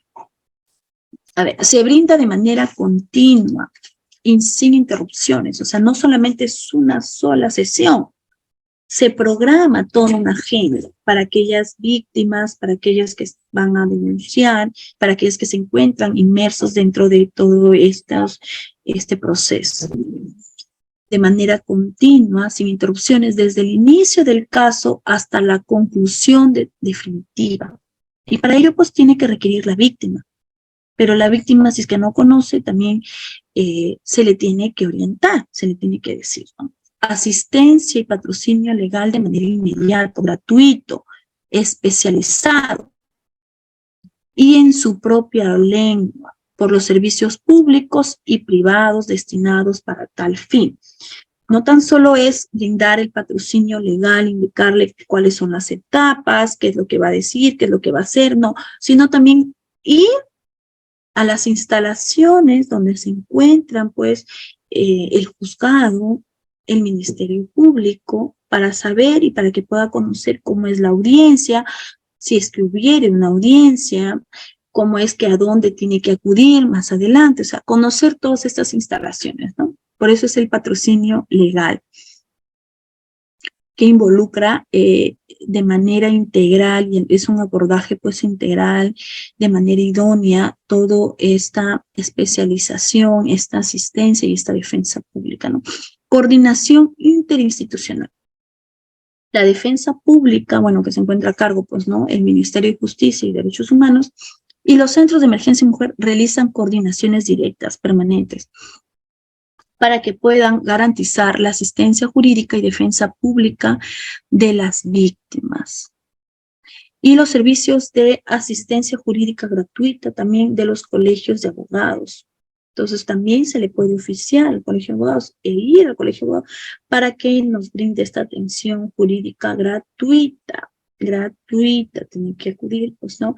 Para aquellas personas que se encuentren, pues, pasibles, ¿no? En estos temas. Muy bien, a ver, nos quedan 15 minutos para responder algunas preguntas que han quedado también pendientes, ¿sí?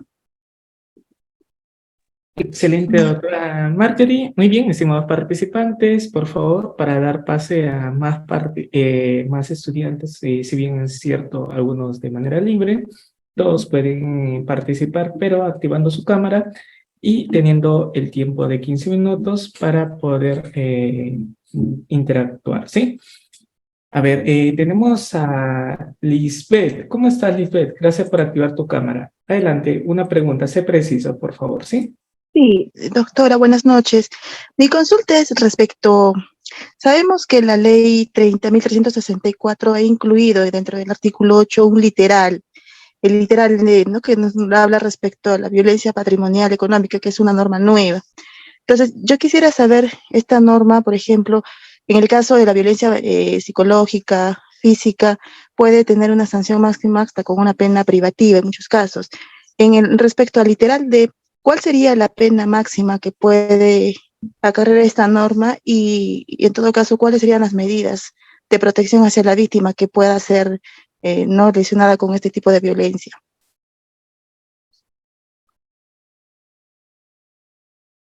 Muchas gracias por tu pregunta. La violencia económica o patrimonial es un tipo de violencia, ¿no? Es un tipo de violencia contra la mujer o los integrantes del grupo familiar. Ha sido incluido dentro de la ley 30.364 a través de sus modificaciones. Esta violencia económica o patrimonial es la acción o la omisión, como así lo indica la ley, ¿no? Que es ocasionar y menoscabar los recursos económicos o patrimoniales de cualquier persona. Uno, tenemos que entender qué es lo que incluye la violencia económica para poder saber si es que corresponde o no una sanción. Correcto, o sea, la perturbación de la posesión, tenencia o propiedad de sus bienes. Eso se encuentra penado dentro de un delito, obviamente, del Código Penal. La perturbación de la posesión, tenencia o propiedad de sus bienes. Y eso el fiscal, pues, al momento de calificar el hecho, lo tiene que visualizar si es que corresponde a ello, ¿no? Con la agravante, obviamente, de que es violencia contra la mujer o los integrantes del grupo familiar. dentro de este contexto.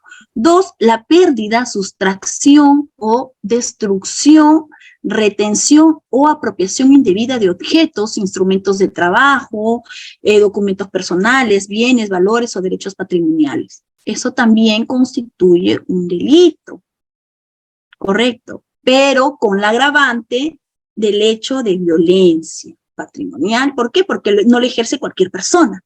Lo ejerce, pues, una persona que se encuentra dentro de los sujetos activos de la Ley 30364. Otra característica de la violencia económico-patrimonial es la limitación de los recursos económicos destinados a satisfacer pues, las necesidades, privación de los medios indispensables para vivir una vida digna, evasión del cumplimiento de sus obligaciones alimentarias. Eso que constituye cuando una persona incumple sus obligaciones alimentarias. Va a ir a un proceso de alimentos donde se le va a incluir y fijar una pensión fija, y como lo está incumpliendo, ¿qué es omisión a la asistencia familiar? Correcto. Entonces, también la limitación o control de sus ingresos. Además, también la percepción de un salario menor, igualitaria, etc. Entonces, dependiendo en qué contexto se desarrolle la violencia económica o patrimonial, de acuerdo al caso en concreto y de acuerdo a lo que ya le he delimitado anteriormente, el fiscal es el que va a tener que plantear su teoría del caso y adecuar ello, no tan solo a eso, sino también a una violencia psicológica para que pueda calificar el hecho. Y así, de acuerdo a ello, verificar si este hecho es típico, antijurídico, etcétera, para que pueda solicitar la pena que corresponda.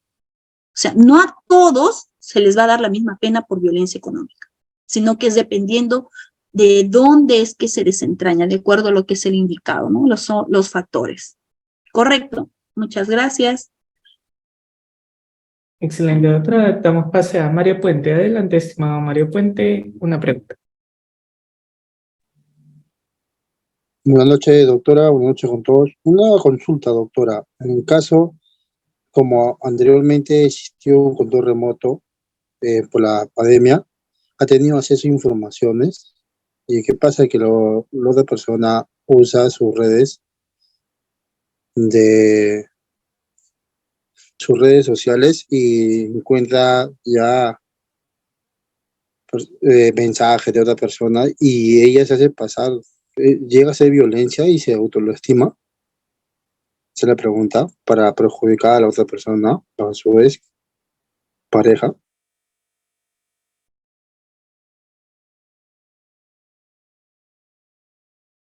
A ver, pensé que estaba activo mi audio. Miren, para poder identificar la violencia es cualquier acto u omisión que menoscabe la integridad, la vida o cualquier perjuicio psicológico, físico hacia la víctima. Si es que la víctima realiza ello como chantaje, etcétera, eso no es violencia, ¿no? Eso está utilizando pues una herramienta inidónea, ¿no? Para perjudicar. Y eso se tiene que comunicar al órgano jurisdiccional, porque eso también constituiría más bien un delito, ¿no? A que una supuesta víctima pueda entablar en contra de un agresor o de un supuesto agresor que no lo es. Correcto, o sea, para que constituya ello, y ahí también se va a verificar pues en los informes psicológicos, ¿no? Cuáles son los rasgos de personalidad de la supuesta víctima, y para ello pues el juez tiene que evaluar todo eso para verificar si es que existe o no un riesgo.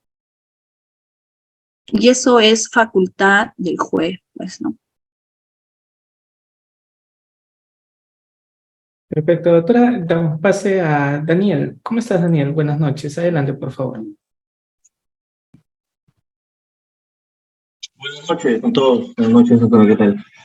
Mi pregunta es si no existiera un concurso aparente de leyes en cuanto a la desobediencia a la medida de protección, por cuanto el delito de desobediencia a la autoridad sanciona el mismo hecho, tipifica el mismo hecho, pero el 122B, el 122B, párrafo segundo, la pena es mucho menor.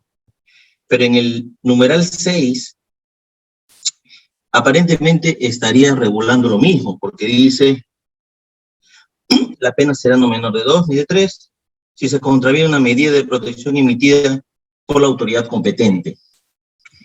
Al haberse dado esta situación, ¿cómo están resolviendo los juzgados penales?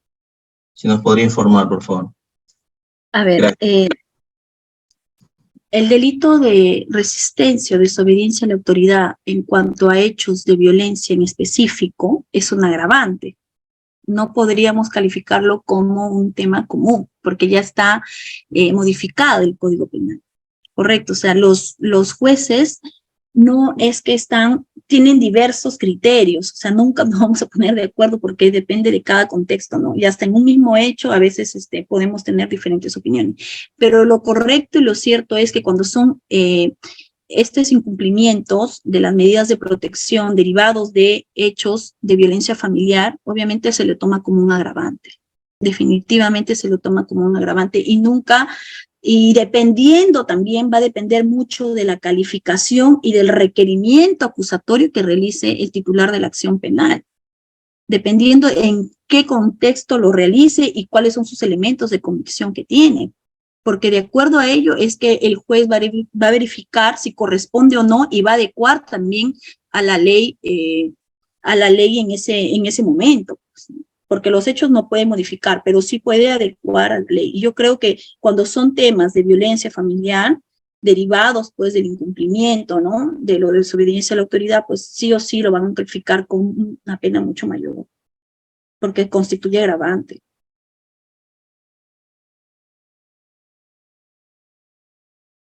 Muy bien, doctora, gracias. Damos pase al Lisi. Estimada Lisi, por favor, una pregunta. Doctora, buenas noches con todos. Mi pregunta es, si tenemos a un denunciado por agresión psicológica, ya pasó por lo que es la etapa de la evaluación psicológica, salió negativo, él, como progenitor, ¿puede solicitar también parte de una tenencia compartida? ¿En qué etapa es factible o tenemos que esperar una sentencia que lo absuelva, que no va a pasar, para una sentencia absolutoria de lo que es violencia psicológica? Porque ¿qué es lo que pasa?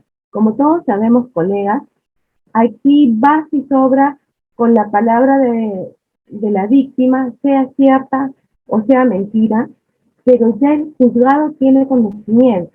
Y son raros los jueces, bien escasos, de que ellos ponen y sobrevaloran la ficha de agresión. Entonces, aquí siempre tenemos la idea de que el señor, el padre de familia, siempre va a agredir a la familia, pero no siempre pasa. ¿Qué pasaría? Reitero la pregunta, ¿qué pasaría si el agresor ya pasó por la etapa psicológica? ¿No puede solicitar una tenencia compartida? ¿En qué plazo? ¿Cómo? Ya, correcto, ya entendí. A ver, la tenencia compartida es una pretensión y ahora que se ha modificado la ley, porque antes era tenencia exclusiva, ¿no? Como regla general, ahora la tenencia compartida es la regla general. Si es que el supuesto agresor no tiene ninguna sospecha, ningún indicio razonable de que ha sido violentado, él puede solicitar, ¿no? A través del órgano jurisdiccional la tenencia compartida. Ya el juez va a evaluar porque la tenencia compartida no se le da de manera automática. Tiene que evaluar, pues, si es que cuenta con los medios económicos, psicológicos, sociales, y además también tiene que evaluar al niño. Y si es que es mayor de 11 años, su opinión no importa. Su opinión tiene que estar plasmada en su sentencia de tenencia compartida. Entonces, tiene que evaluar, y ya es como regla general que ahora se ha implantado de manera obligatoria para todos los jueces que se den estos tipos de tenencia compartida, salvo excepciones que se puede negar y se puede plantear la tenencia exclusiva para una de las partes y a la otra parte le correspondería pues el régimen de visitas. Pero yo creo que el derecho al acceso a la justicia no puede esperar hasta que el proceso penal o a que las medidas de protección finalicen, terminen para que uno pueda acudir al órgano jurisdiccional pidiendo una pretensión que requiere, ¿no? Porque no tan solo la tenencia compartida es un derecho de los padres, sino también es un derecho del niño, que necesita estar con sus padres. Entonces, todo ello, el juez de familia, pues con sus habilidades, con todas sus capacidades y especialización del caso, lo va a tener que evaluar. Yo creo que sí es posible. Muchas gracias. A ver si hay algún último participante. Sí, doctora, tenemos a Ana Rugel y terminamos con Eliana. Estimada Ana Rugel, por favor, se precisa a su pregunta, por favor. Gracias. Saludos. Sí, doctora, en este caso, por ejemplo, el caso sobre violencia familiar, bueno, algo general, ¿no? Que sucedió donde yo trabajaba. ¿Qué pasa? Que este menor ha sido sustraído por el papá, supuestamente porque el niño estaba siendo agredido psicológicamente, ¿no? Pero al momento que él pasa pericia en el medicina legal, arroja que el niño no arroja esa violencia que es determinante, ¿no? Para calificar la violencia, ya sea psicológica o psíquica. En este caso, cuando ya la mamá va a ver al menor en el régimen de visita que le pone el juzgado, resulta que el niño ya rechaza a la madre. Y llora, se pone así, tanto así que el papá está con la grabadora ahí grabándole a una distancia que la mamá no puede ni siquiera tener esa privacidad con el menor. O sea, ¿a eso qué le llamarías? También es acoso, sería violencia, porque están delante del menor, el padre está haciendo eso. Entonces, en ese caso, ¿qué se podría hacer? ¿Cuál sería una salida? El camino correcto es denunciar. Es denunciar. Uno de los requisitos una de las causales para que se deje sin efecto la tenencia compartida o la tenencia exclusiva, o en líneas generales la tenencia, es que cualquiera de los padres, de los progenitores, influyan en el niño o hablen mal del uno del otro. Si es que eso se determina, definitivamente se le suspende la tenencia. O también una de las causales es que pues no dejen verlo, ¿no? No permitan que lo vean, no permitan que puedan tener ese espacio, ¿no? De privacidad, de conectividad, pues con sus hijos. Si es que eso pues se desarrolla y eso pues existe, se tiene que denunciar o ir con la policía, verificar para que pueda ser testigo de ese hecho, ¿no? Y levantar el acta correspondiente. Además, también, sin perjuicio a ello, se puede pues acudir al órgano jurisdiccional para que solicite la variación de la tenencia. Porque eso está dentro de las causales, ¿no? Muchas gracias. Estoy siendo breve para que pueda entrar una nueva pregunta. Eliana, contigo cerramos. Adelante, por favor. Doctora, pregunta Eliana, tu audio, por favor, trata de mejorarlo. Pues, a ver, nuevamente te voy a dar pase, ¿sí? Tu micrófono está muy cerca. A ver si lo puedes mejorar, ¿sí? Te voy a dar pase nuevamente. Ahora sí, estaba bloqueado el micrófono. Doctora, buenas noches. Mi pregunta es respecto a la atención en un establecimiento de salud, sea hospital o centro de salud, por una víctima, ¿no? Usted decía que al llegar a una víctima no se le registra, no se pide identificación. Entonces, ¿cómo se haría el registro de esta atención? Solamente se da atención y se deriva a la policía o es en presencia de un policía. ¿Me voy a explicar más o menos cómo es ese registro de esa atención? Me dices cuál es el registro, lo que te podría escuchar es cuál es el registro de atención, ¿no? Se solicita un registro de atención en todos los centros de emergencia, pues el área encargada, ¿no? De realizar estas atenciones, pues tiene que registrarlo, independientemente si cuenta o no con DNI, porque además también la ficha RNI lo pueden tenerlo, ¿no? Y luego se le comunica si es que hay algún hecho o un indicio, ¿no? De que exista una violencia contra esa persona que va a ser atendida por esos casos, tiene que inmediatamente remitir, tiene que inmediatamente informar al órgano jurisdiccional, es bajo responsabilidad. Tienen que informar, ¿no? Y además también las personas que son atendidas pueden solicitar una copia de dicho registro. Y eso es de obligatorio cumplimiento, ¿no? O sea, lo tienen que brindar esas atenciones, además también de la documentación correspondiente a la historia clínica, a todo lo que ha sido, pues, vista, pues, ¿no? Esa persona que es víctima, ¿no? De violencia. ¿Correcto?